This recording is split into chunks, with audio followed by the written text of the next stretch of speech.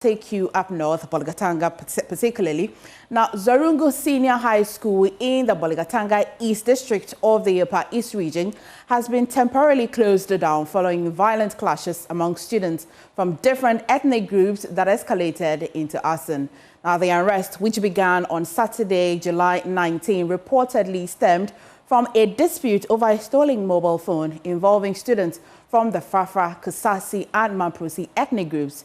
Now, the altercation quickly intensified into a riot on campus, with some students setting fire to provision shops owned by private individuals trading on school grounds. The shops, which appeared to be fully stocked, were completely destroyed. The motive behind the attack on the shops remains unclear, though tensions had been building following the phone theft allegations.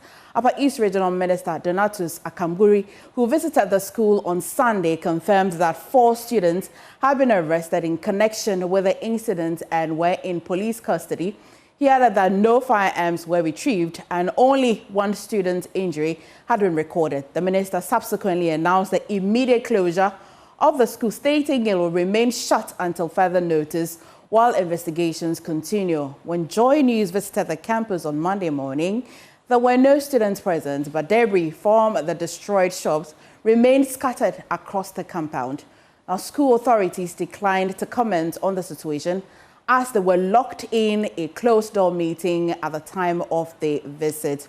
Now, Mr. Akamburi has urged heads of second-cycle institutions to report such incidents promptly to law enforcement and appealed to parents to support school authorities in enforcing rules, particularly those related to mobile phone use. We'll bring you details and updates from this particular story from the Bolgatanga Upper East region, particularly as Albert has been following this. In our subsequent bulletin, we'll definitely bring you the updates. But away from that, a tragic incident has shaken the Kwahu Tafo community in the Eastern region, where a 17-year-old final year student of the St. Joseph Technical Institute, Kwesi Ewa Gorman, was stabbed to death by a friend and schoolmate during a confrontation over money.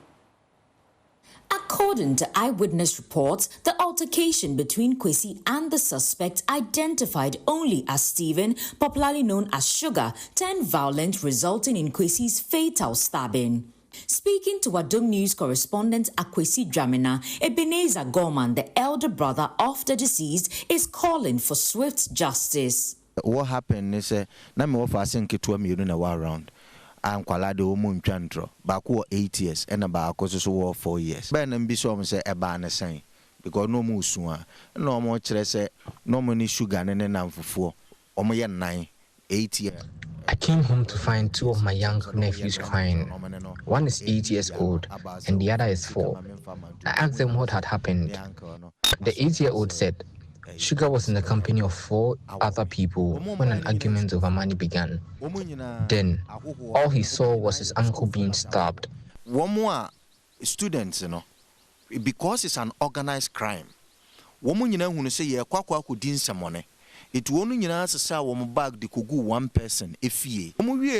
So far, yet me, Unipana would din some money anyway, On one case, who said, all the people who were present were students.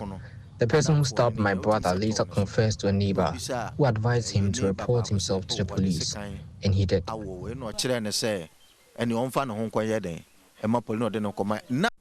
Meanwhile, Ata Gorman, sister of the deceased, expressed shock and disbelief, saying there had never been any sign of tension between the boys. Our school was St. Joseph Technical Institution. Oh, no. We lived peacefully at home, and I even left my kids in his care when I traveled. Answer nam de me manager and answer na me too kwai. Timi wa no mo fra me say obede. I was later informed that he had been stabbed by a friend. There was no disagreement between them before I traveled. They lived peacefully together. In fact, we all do house chores together. Bana no mo boy no mo sa.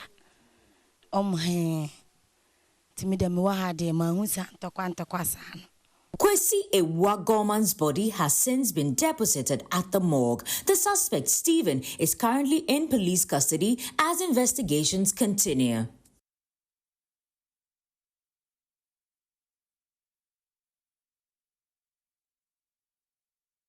You're watching News Today. I'll take you back to the Upper East region where my colleague Albert Sorry will bring us update on that particular incident that happened at the Zuarungu school. Albert, thank you for joining us this afternoon. What's the situation there currently on campus? SMFA, so I was on campus of the Zuarungu Senior High School this morning up till about 11 a.m. There were no signs of any students on campus. The school authorities were present. A few teachers were on campus. We also have the school's own security personnel stationed at the main gate. I didn't see any presence of police or other security on campus or even at the entrance. So for people who were coming in and out of the campus, it was security. Okay. Albert, I hope I'm not losing you. Can you reposition so we can hear you? Yeah, so I was saying that, so for people who were arriving from outside, it was the school's own security who would meet you and ask your mission, and then they will tell you to go in and leave when you are done. So people were not allowed to stay around the campus. Okay. So it was virtually empty, except for a few people who were coming and going, and then the school authorities.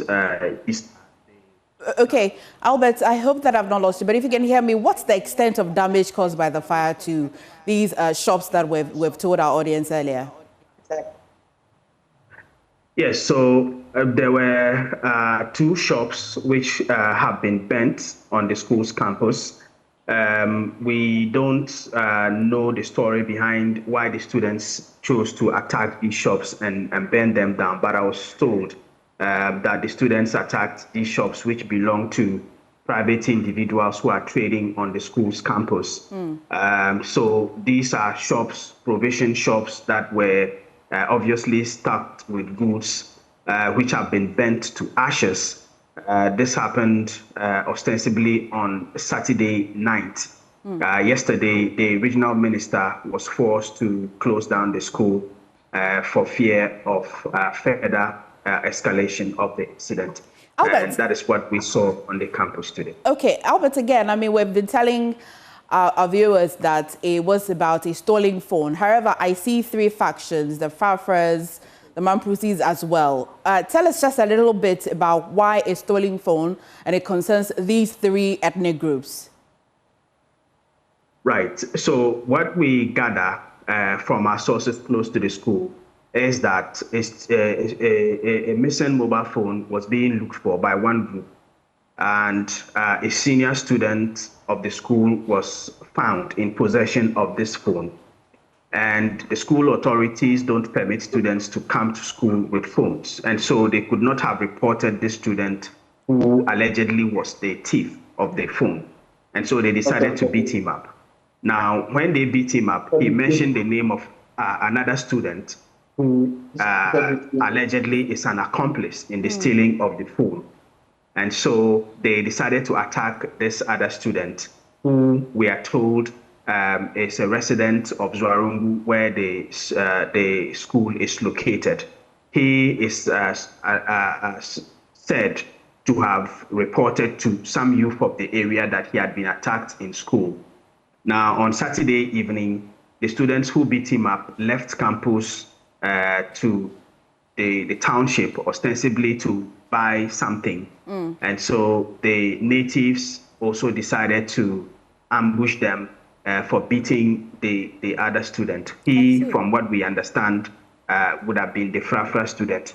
How the Kusasis and Mamprusis are involved is still a bit sketchy, but later when they went back to campus, it then became a sort of 3-way scuffle between the 3 factions, and that is what eventually led to all the chaos that we have seen so far. I see, Albert, and so we don't know when the school will resume as of this afternoon. No, I'm told that the regional minister is in Boko at the moment.